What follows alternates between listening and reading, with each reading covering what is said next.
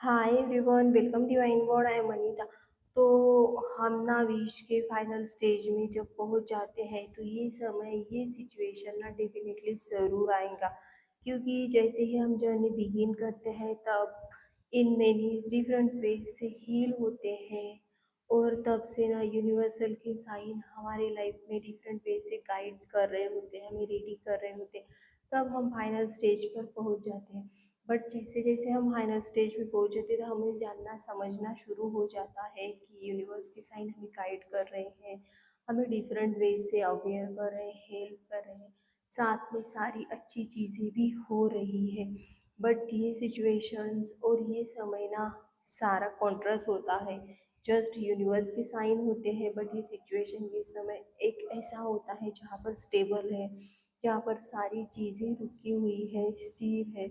मतलब एक तरह से आपको यूनिवर्स के साइन दिख रहे, सारी चीज़ें तो हो रही, खुद को भी एक आप फील आत्मविश्वास से भरपूर मान रहे हो और बहुत ज़्यादा अच्छा भी अभी महसूस कर रहे हो।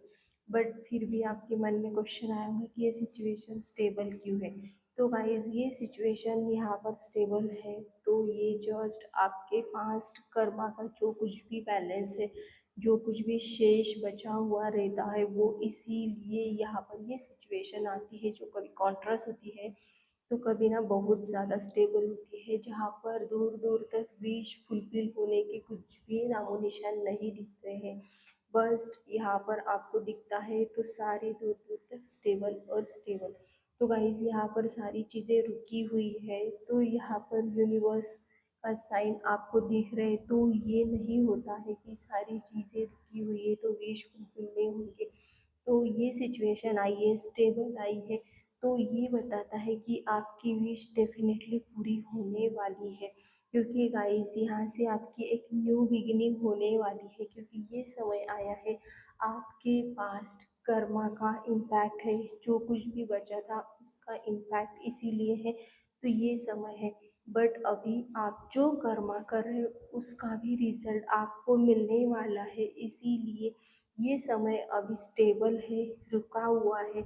और अभी जो कर्म कर रहे हैं उससे आपका प्रारब्ध, आपका कर्म डेफिनेटली बन रहा है, जो एक एक्यूरेट और बहुत अद्भुत डेस्टिनी बन रही है। इसीलिए यूनिवर्स ये सिचुएशन जो कभी कॉन्ट्रास्ट है कभी स्टेबल है, ये आपके लाइफ में बनी है।